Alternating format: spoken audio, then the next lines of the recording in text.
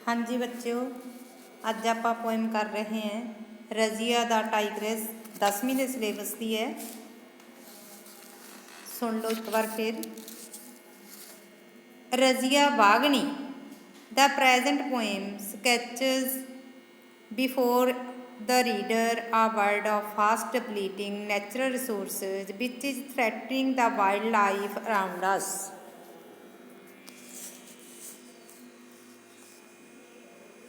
ਇਹ ਜਿਹੜੀ ਪੋਇਮ ਹੈ ਇਹ ਰੀਡਰ ਨੂੰ ਦੱਸਦੀ ਆ ਵੀ ਨੈਚੁਰਲ ਰਿਸੋਰਸਿਸ ਨੇ ਜਿਹੜੇ ਸੰਸਾਰ ਦੇ ਵਿੱਚੋਂ, ਸੰਸਾਰ ਦੇ ਨੈਚੁਰਲ ਕੁਦਰਤੀ ਸਾਧਨ ਨੇ ਉਹ ਬੜੀ ਤੇਜ਼ੀ ਦੇ ਨਾਲ ਖਤਮ ਹੋ ਰਹੇ ਨੇ, ਜਿਹਦੇ ਨਾਲ ਆਪਣੇ ਆਲੇ ਦੁਆਲੇ ਜਿਹੜੇ ਜੰਗਲੀ ਜੀਵਨ ਨੇ ਉਹਨਾਂ ਨੂੰ ਵੀ ਖਤਰਾ ਹੋ ਰਿਹਾ ਹੈ। ਰਜ਼ੀਆ ਦਾ tigress is bereaved for her partner and 2 cubs who like many other tiger cubs are in danger of being poached and killed. Razia ਬਾਗਨੀ ਚਿੰਤਾ ਕਰਦੀ ਹੈ ਆਪਦੇ ਸਾਥੀ ਦੇ ਬਾਰੇ ਤੇ ਆਪਣੇ 2 ਬੱਚਿਆਂ ਦੇ ਬਾਰੇ, ਜਿਹੜਾ ਕਿ ਬਹੁਤ ਸਾਰੇ ਹੋਰ ਟਾਈਗਰ ਦੇ ਬੱਚਿਆਂ ਦੀ ਤਰ੍ਹਾਂ ਜਿਨ੍ਹਾਂ ਨੂੰ ਖਤਰਾ ਹੈ ਸ਼ਿਕਾਰ ਹੋ ਜਾਣ ਦਾ ਜਾਂ ਮਾਰੇ ਜਾਣ ਦਾ। ਦਾ ਪੋਏਮ ਆਲਸੋ ਸ਼ੋਜ਼, ਕਵਿਤਾ ਇਹ ਵੀ ਦਿਖਾਉਂਦੀ ਆ how man has usurped all land and how he has plundered his natural resources. ਕਵਿਤਾ ਇਹ ਵੀ ਦਿਖਾਉਂਦੀ ਆ ਵੀ ਮਨੁੱਖ ਨੇ ਕਿਵੇਂ ਸਾਰੀ ਲੈਂਡ ਹੈ, ਜਿਹੜੀ ਸਾਰੀ ਜ਼ਮੀਨ ਹੈ, ਉਹਨੂੰ ਹੜੱਪ ਕਰ ਲਿਆ ਹੈ ਤੇ ਉਹ ਕੁਦਰਤੀ ਸਾਧਨਾਂ ਨੂੰ ਵੀ ਖਤਮ ਕਰਦਾ ਜਾ ਰਿਹਾ ਹੈ। This has threatened both the wildlife as well as human life and environment. ਇਸ ਨਾਲ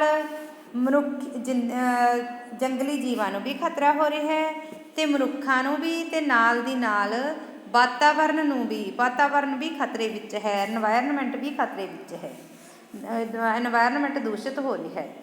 the tigress Razia lives alone. ਹੁਣ ਮੈਂ ਪੋਇਮ ਪੜ੍ਹਨ ਲੱਗੀ ਹਾਂ, ਸੁਣ ਲਓ ਧਿਆਨ ਨਾਲ। The tigress Razia lives alone. ਬਾਗਨੀ ਰਜ਼ੀਆ ਇਕੱਲੀ ਰਹਿੰਦੀ ਹੈ। ਹਰ 2 cubs have not yet been named. ਉਸ ਦੇ 2 ਬੱਚਿਆਂ ਦੇ ਅਜੇ ਨਾਮ ਵੀ ਨਹੀਂ ਰੱਖੇ ਸੀਗੇ। Sheru barely played with them. Sheru ਬੜੀ ਮੁਸ਼ਕਿਲ ਨਾਲ ਹੀ ਉਹਨਾਂ ਦੇ ਨਾਲ ਖੇਲਿਆ ਹੋਵੇਗਾ। And now he has gone. ਅਤੇ ਹੁਣ ਉਹ ਚਲਾ ਗਿਆ ਹੈ। ਉਹ ਵਟ ਆ ਸ਼ੇਮ। ਕਿੰਨੀ ਸ਼ਰਮਸਾਰ ਗੱਲ ਹੈ। ਹਾਂਜੀ ਬੱਚੋ, ਸ਼ੇਰੂ ਇੱਥੇ ਕਿਹਦਾ ਨਾਮ ਦੱਸਿਆ ਸੀਗਾ ਮੈਂ? ਟਾਈਗਰੈਸ ਰਜ਼ੀਆ ਦੇ ਕੰਪੇਨੀਅਨ ਦਾ ਨਾਂ ਸੀਗਾ, ਸਾਥੀ ਦਾ ਨਾਂ ਸੀਗਾ ਸ਼ੇਰੂ। ਇਹ ਸ਼ੇਰੂ ਹੈਗਾ ਮੇਲ ਟਾਈਗਰ ਅਤੇ ਰਜ਼ੀਆ ਹੈਗੀ ਹੈ ਫੀਮੇਲ ਟਾਈਗਰ। ਫੀਮੇਲ ਟਾਈਗਰ ਨੂੰ ਟਾਈਗਰੈਸ ਬੋਲਦੇ ਨੇ ਅਤੇ ਮੇਲ ਟਾਈਗਰ ਨੂੰ ਟਾਈਗਰ ਹੀ ਕਹਿੰਦੇ ਨੇ। ਹਾਂਜੀ, ਨੈਕਸਟ ਪੈਰਾ ਆ ਗਿਆ। ਸ਼ੇਰੂ ਵਾਜ ਐਨ ਐਕਸਪਰਟ ਔਨ ਵਿੰਡਜ਼। ਸ਼ੇਰੂ ਨੂੰ ਹਵਾਵਾਂ ਦਾ ਬਹੁਤ ਤਜਰਬਾ ਸੀ, ਬਹੁਤ knowledge C. New how they ਟਰਾਵਰਸ Del and ਹਿੱਲ। ਉਹ ਜਾਣਦਾ ਸੀਗਾ ਵੀ ਵੈਲੀ ਦੇ ਵਿੱਚ ਅਤੇ ਪਹਾੜਾਂ ਦੇ ਵਿੱਚ ਉਹ ਕਿਵੇਂ ਟਰੈਵਲ ਕਰਦੀਆਂ ਨੇ, ਯਾਤਰਾ ਕਰਦੀਆਂ ਨੇ। ਐਂਡ ਵੇਅਰ ਦੇ ਪੁੱਟ ਅਪ ਫਾਰ ਦਾ ਨਾਈਟ। ਅਤੇ ਉਹਨਾਂ ਨੇ ਰਾਤ ਨੂੰ ਕਿੱਥੇ ਠਹਿਰਨਾ। ਵੈਨ ਨੋ ਲੀਵ ਸਟੈਡ। ਜਦੋਂ ਕੋਈ ਵੀ ਪੱਤਾ ਨਹੀਂ ਸੀ ਹਿਲਦਾ। ਐਂਡ ਆਲ ਵਾਜ ਸਟਿਲ। ਅਤੇ ਸਾਰੇ ਪਾਸੇ ਸ਼ਾਂਤੀ ਹੁੰਦੀ ਸੀ, ਤਾਂ ਵੀ ਉਸ ਨੂੰ ਹਵਾਵਾਂ ਦੇ ਰੁੱਖ ਦਾ ਪਤਾ ਲੱਗ ਜਾਂਦਾ ਸੀ, ਜਾਂ ਕਿਤੇ ਕੋਈ ਲੁਕਿਆ ਹੋਵੇ ਕੋਈ ਜੰਗਲੀ ਜੀਵ ਤਾਂ ਉਹਦੀ ਗੰਧ ਉਹਨੂੰ ਆ ਜਾਂਦੀ ਸੀ। ਹੀ ਨਿਊ ਹਿਜ਼ ਵਿੰਡਜ਼ ਹਿਜ਼ ਟ੍ਰੈਫਿਕ ਲੇਨਜ਼। ਉਹ ਹਵਾਵਾਂ ਨੂੰ ਜਾਣਦਾ ਸੀ ਅਤੇ ਆਉਣ ਜਾਣ ਦੇ ਰਸਤਿਆਂ ਬਾਰੇ ਜਾਣਕਾਰੀ ਸੀ। ਹੀ ਨਿਊ ਦਾ ਡੀਅਰ ਵੁੱਡ ਸਮੈਲ ਹਿਮ ਆਊਟ। ਉਹ ਜਾਣਦਾ ਸੀਗਾ ਵੀ ਹਿਰਨ ਉਸ ਦੀ ਗੰਧ ਲੈ ਲੈਂਦੇ ਨੇ। ਇਫ ਦੇ ਵਰ ਡਾਊਨ ਵਿੰਡ। ਜੇ ਉਹ ਹਵਾ ਦੇ ਰੁੱਖ ਹੁੰਦਾ ਸੀ ਤਾਂ। ਸੋ ਹੀ ਵੁੱਡ ਬੈਲੀ ਕਰਾਲ ਐਂਡ ਕਰਾਊਂਚ। ਤਾਂ ਉਹ ਬੈਲੀ ਕਰਾਲ ਹੁੰਦਾ, ਕੀ ਦੱਸਿਆ ਸੀਗਾ? ਢਿੱਡ ਦੇ ਭਰਨੇ ਰੁੜਦਾ। ਉਹ ਢਿੱਡ ਦੇ ਭਰਨੇ ਰੁੜ ਕੇ ਜਾਂਦਾ, ਕਰੁੰਚ ਇਕੱਠਾ ਹੋ ਕੇ ਜਾਂਦਾ। ਐਂਡ ਟੇਕ ਆ ਲੌਂਗ ਸਰਕੂਲਰ ਰੂਟ। ਅਤੇ ਉਹ ਇੱਕ ਲੰਬਾ ਗੋਲ ਚੱਕਰ ਕੱਟਦਾ। ਹਾਈਡਿੰਗ ਬਿਹਾਈਂਡ ਬੁਸ਼ ਐਂਡ ਸਰਬ। ਆਪਣੇ ਆਪ ਨੂੰ ਝਾੜੀਆਂ ਦੇ ਪਿੱਛੇ ਲੁਕਾਉਂਦਾ। ਵੰਸ ਹੀ ਨਿਊ ਹੀ ਸੈਂਟ ਬੌਂਟ ਕੈਰੀ ਇਨ ਆ ਫਲੈਸ਼ ਹੀ ਵੁੱਡ ਇਰਪਟ। ਜਦੋਂ ਉਸ ਨੂੰ ਪਤਾ ਲੱਗ ਜਾਂਦਾ ਵੀ ਮੇਰੀ ਗੰਧ ਉਹਨਾਂ ਜੰਗਲੀ ਜੀਵਾਂ ਤੱਕ ਪਹੁੰਚੀ ਨਹੀਂ, ਤਾਂ ਅੱਖ ਦੇ ਪੋਰ ਵਿੱਚ ਹੀ ਉਹ ਉਹਨਾਂ 'ਤੇ ਅਟੈਕ ਕਰ ਦਿੰਦਾ ਸੀ। Deer had not sniffed that thick and musty smell of his, which people dubbed as tiger scent. Deer ਉਸ ਦੀ ਸੰਘਣੀ ਅਤੇ ਗਾੜੀ ਗਾੜੀ ਸਮੈਲ ਨੂੰ, ਗੰਧ ਨੂੰ ਸੁੰਘ ਨਹੀਂ ਸੀ ਸਕਦੇ, ਜਿਹਨੂੰ ਕਿ ਲੋਕ ਟਾਈਗਰ ਸੈਂਟ ਬੋਲਦੇ ਹੁੰਦੇ ਸੀ। ਹੀ ਗੋਟ ਦਾ ਸਟੈਗ ਹਿਜ਼ ਕਲੋ, ਉਹ ਸਟੈਗ 'ਤੇ ਝਪਟ ਪਿਆ।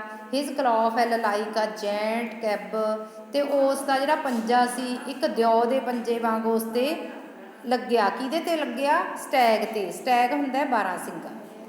ਔਨ ਨੈਕ ਐਂਡ ਐਂਟਲਰ ਬੋਥ ਵਰ ਕਰੈਸ਼ਡ, ਗਰਦਨ ਅਤੇ ਸਿੰਗ, ਐਂਟਲਰ ਹੁੰਦੇ ਨੇ ਬੱਚੋ ਸਿੰਗ, ਗਰਦਨ ਅਤੇ ਸਿੰਗ ਦੋਨੋਂ ਕੁਚਲੇ ਗਏ, ਕਰਸ਼ ਹੋ ਗਏ, ਟੁੱਟ ਗਏ ਐਨ। ਨਾਓ ਸ਼ੇਰੂ ਹੈਜ਼ ਗੋਨ, ਅਤੇ ਹੁਣ ਸ਼ੇਰੂ ਚਲਾ ਗਿਆ। ਇੱਥੇ ਉਹ ਸ਼ੇਰੂ ਦੀਆਂ ਯਾਦਾਂ ਨੂੰ ਤਾਜ਼ਾ ਕਰ ਰਹੀ ਹੈ ਰਜ਼ੀਆ ਆਪਦੇ ਮਨ ਦੇ ਵਿੱਚ, ਵੀ ਸ਼ੇਰੂ ਐਂ ਕਰਦਾ ਹੁੰਦਾ ਸੀ, ਐਂ ਸ਼ਿਕਾਰ ਕਰਕੇ ਬੱਚਿਆਂ ਵਾਸਤੇ ਭੋਜਨ ਲੈ ਆਉਂਦਾ ਸੀ, ਅਤੇ ਹੁਣ ਉਹ ਚਲਾ ਗਿਆ। ਨੋਟ ਐਨੀ ਮੋਰ, ਅਤੇ ਹੁਣ ਉਹ ਨਹੀਂ ਹੈਗਾ। ਡੂ ਪੀਪਲ ਫੀਅਰ ਹਿਜ਼ ਡਰੈਡ ਸਪੂਰ, ਹੁਣ ਲੋਕ ਉਸ ਦੀ ਜਿਹੜੀ ਡਰਾਉਣੀ ਗੰਧ ਸੀ ਉਹ ਤੋਂ ਨਹੀਂ ਡਰਨਗੇ। Pug marked on the forest floor, ਅਤੇ ਜੰਗਲ ਦੇ ਜਿਹੜੀ ਧਰਤੀ ਹੈ ਉਹਦੇ 'ਤੇ ਉਹਦੇ ਪੈਰਾਂ ਦੇ ਨਿਸ਼ਾਨ ਦੇਖ ਕੇ ਵੀ ਲੋਕ ਨਹੀਂ ਡਰਨਗੇ, ਕਿਉਂਕਿ ਹੁਣ ਉਹ ਆਪ ਹੈ ਨਹੀਂ ਅਤੇ ਪੈਰਾਂ ਦੇ ਨਿਸ਼ਾਨ ਹੋਣੇ ਹੀ ਨਹੀਂ।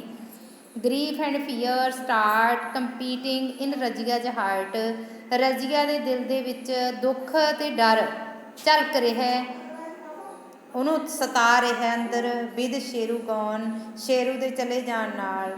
ਵਿਦ ਦਾ ਹਾਈਨਾਜ਼ ਹਾਊਂਡ ਹਰ ਕਬਜ਼, ਕਿਹੜੇ ਕਿਹੜੇ ਡਰ ਸਤਾ ਰਹੇ ਨੇ?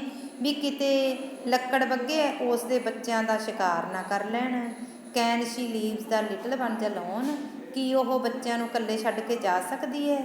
Van she goes hunting flesh and bone, ਜਦੋਂ ਉਹ ਸ਼ਿਕਾਰ ਕਰਨ ਜਾਵੇਗੀ, ਮਾਸ ਹੱਡੀਆਂ ਵਾਸਤੇ ਸ਼ਿਕਾਰ ਕਰਨ ਜਾਵੇਗੀ, ਤਾਂ ਉਸ ਨੂੰ ਆਪਦੇ ਬੱਚਿਆਂ ਦਾ ਪਿੱਛੇ ਡਰ ਸੀ। ਦਾ ਟਾਈਗਰੈਸ ਰਜ਼ੀਆ ਲਿਵਜ਼ ਇਨ ਫੀਅਰ, ਟਾਈਗਰੈਸ ਰਜ਼ੀਆ ਜਿਹੜੀ ਉਹ ਡਰ ਵਿੱਚ ਰਹਿੰਦੀ ਆ। ਆ ਗ੍ਰੇਟਰ ਡਰੀਡ, ਇਸ ਤੋਂ ਵੀ ਜ਼ਿਆਦਾ ਇੱਕ ਡਰ। When will again the poachers will with their guns appear, ਇਸ ਤੋਂ ਵੀ ਵੱਡਾ ਡਰ ਇਹ ਸੀ ਵੀ ਕਿਤੇ ਸ਼ਿਕਾਰੀ ਫੇਰ ਆਪਦੀਆਂ ਬੰਦੂਕਾਂ ਲੈ ਕੇ ਉਹ ਸ਼ਿਕਾਰ ਕਰਨ ਨਾ ਆ ਜਾਣ। ਹੋ ਸਕਦਾ ਸ਼ੇਰੂ ਵੀ ਪਹਿਲਾਂ ਇਸੇ ਤਰ੍ਹਾਂ ਸ਼ੇਰੂ ਦੀ ਡੈਥ ਹੋਈ ਹੋਵੇ, ਸ਼ੇਰੂ ਨੂੰ ਵੀ ਸ਼ਿਕਾਰੀਆਂ ਨੇ ਸ਼ਿਕਾਰ ਕਰ ਲਿਆ ਹੋਵੇ, ਅਤੇ ਇਸੇ ਤਰ੍ਹਾਂ ਉਹਨਾਂ ਦੇ ਬੱਚਿਆਂ ਦਾ ਸ਼ਿਕਾਰ ਨਾ ਹੋ ਜਾਵੇ।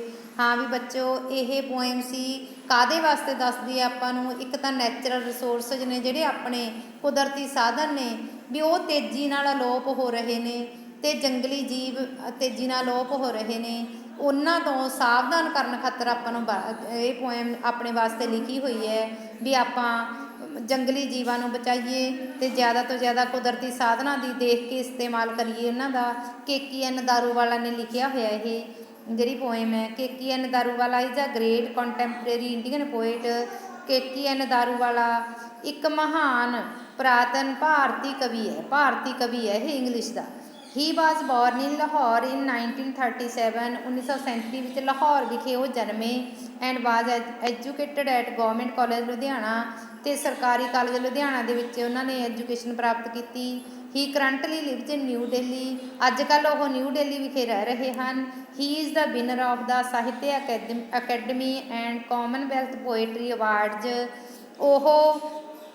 ਉਹਨਾਂ ਨੇ ਸਾਹਿਤ ਅਕੈਡਮੀ ਦਾ ਅਵਾਰਡ ਵੀ ਜਿੱਤਿਆ ਹੋਇਆ ਹੈ, ਅਤੇ ਕਾਮਨਵੈਲਥ ਪੋਏਟਰੀ ਦਾ ਅਵਾਰਡ ਵੀ ਉਹਨਾਂ ਨੇ ਜਿੱਤਿਆ ਹੋਇਆ ਹੈ। He is praised for his bitter satiric tone, ਉਹ ਆਪਣੇ ਵਿਅੰਗਾਤਮਕ ਢੰਗ ਦੇ ਨਾਲ ਪੇਸ਼ਾਕਾਰੀ ਵਿਅੰਗਾਤਮਕ ਢੰਗ ਨਾਲ ਜਿਹੜੀ ਪੇਸ਼ਾਕਾਰੀ ਹੈ ਉਹਦੇ ਵਾਸਤੇ ਉਹਨਾਂ ਦੀ ਪ੍ਰਸ਼ੰਸਾ ਕੀਤੀ ਜਾਂਦੀ ਹੈ। Which is rather exceptional in Indian poetry in English, ਜਿਹੜੀ ਕਿ ਇੰਗਲਿਸ਼ ਦੇ ਵਿੱਚ ਭਾਰਤੀ ਪੋਏਟਰੀ ਲਿਖਣ ਦੇ ਵਿੱਚ ਪਹਿਲਾਂ ਕਿਸੇ ਨੇ ਨਹੀਂ ਵਰਤੀ ਸੀ। ਇਹ ਪੋਇਮ ਬੱਚੋ ਤੁਸੀਂ ਪੜ੍ਹ ਲੈਣੀ ਹੈ 2-3 ਵਾਰੀ ਅਤੇ ਯਾਦ ਕਰ ਲੈਣੀ।